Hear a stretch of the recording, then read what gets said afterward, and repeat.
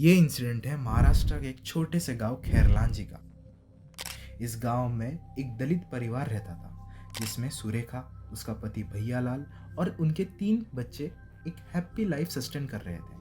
कुछ दिनों बाद उनके रिश्तेदार सिद्धार्थ गज भैया का अपर कास्ट के साथ जमीन को लेके डिस्प्यूट हुआ और उस डिस्प्यूट के चलते 12 से 15 लोगों ने उसे ब्रूटली पीटा और ये सब सुरेखा और उसकी 17 साल की छोटी बेटी प्रियंका ने विटनेस किया। सुरेखा एक माँ और फार्मर होने के साथ साथ एक इंडिपेंडेंट और एजुकेटेड विमेन भी थी। उसने बिना सोचे पुलिस कंप्लेंट की और कुछ दिनों बाद पुलिस ने उन लोगों को अरेस्ट भी कर लिया, बट उन्हें उसी दिन उनके अपर कास्ट होने पर और हायर कॉन्टेक्स्ट के चलते बेल भी मिल गई।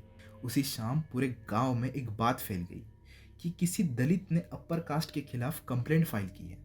उसी शाम गांव का एक झुंड सुरेखा के घर के सामने पहुंचा, उसे अप्रिशिएट करने नहीं बल्कि हाथ में साइकिल चेन और कुल्हाड़ी लेके ये याद दिलाने कि सुरेखा और उसका परिवार एक छोटी जात से है।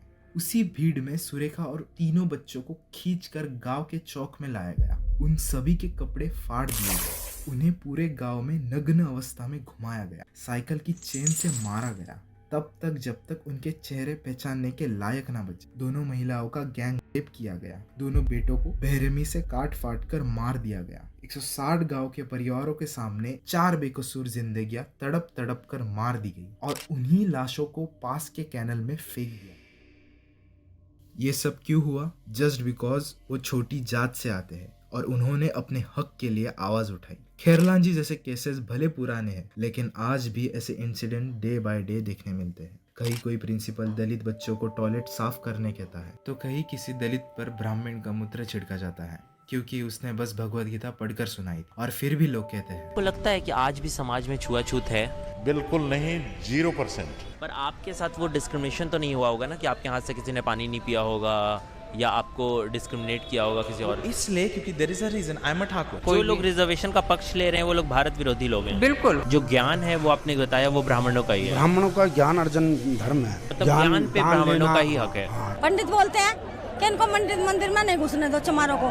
तो फिर आपने कभी ट्राई किया मंदिर जाने का? हम तो जाना ही छोड़ दिया हमने तो। मतलब आपका हाथ किसी और में टच हो गया तो दंगा हो जाएगा। टच हो गया तो मारने पीटने के लिए लोग भाग आ गए। आरक्षण अब हटना चाहिए। जातिवाद खत्म कर दीजिए, आरक्षण खत्म करिए।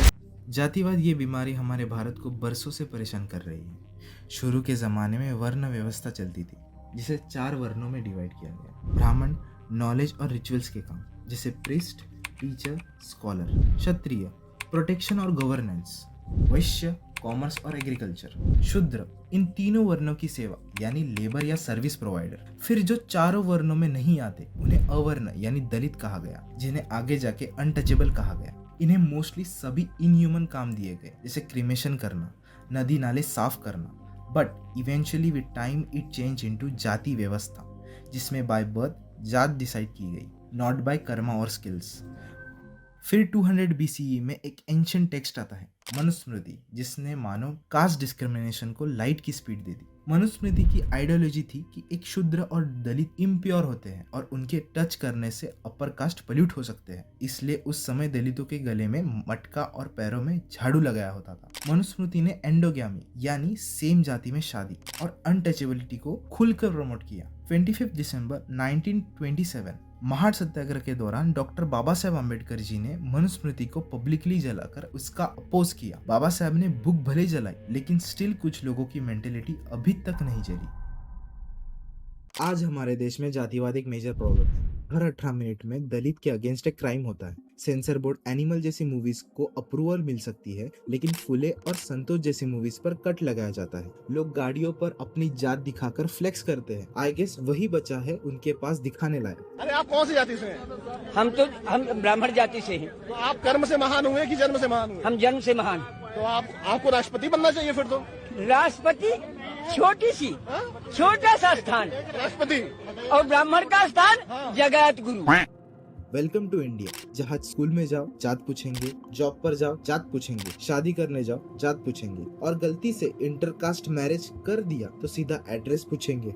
शुरू से डिस्क्रिमिनेशन के खिलाफ समाज सुधारकों ने आवाज उठाई है। 1840s में Jyotiba Phule ji demanded education equality for lower caste. 1902 में शाहू महाराज जी ने बैकवर्ड क्लास के लिए रिजर्वेशन इंप्लीमेंट की। 1950 में डॉक्टर BR अम्बेडकर जी ने SC ST OBC के लिए रिजर्वेशन लाया थ्रू कॉन्स्टिट्यूशन। ये रिजर्वेशन टेम्पररी 10 years के लिए था, but still after every 10 years extend होता गया। 104th अमेंडमेंट के तहत 2019 में रिजर्वेशन 2030 तक एक्सटेंड किया गया। रिजर्वेशन लोअर कास्ट के लिए फेवर नहीं बल्कि एक ब्रिज है जो स्टार्टिंग लाइन को इक्वल बनाता है। जिन्हें बरसों से सिर्फ दीवार मिली, उनके लिए रिजर्वेशन एक दरवाजा है अपॉर्चुनिटी का। बहुत से लोग कहते हैं रिजर्वेशन इनकम बेस्ड होना चाहिए, लेकिन Ramnath Kovind, India 14th president जो बाय बर्थ दलित थे, वो प्रेसिडेंट होने के बावजूद उन्हें जगन्नाथ टेम्पल में एंट्री नहीं मिली, even having money, power and higher position. अगर देश से रिजर्वेशन हटाना है तो पहले जातिवाद खत्म करना होगा, रिजर्वेशन अपने आप बंद होगा।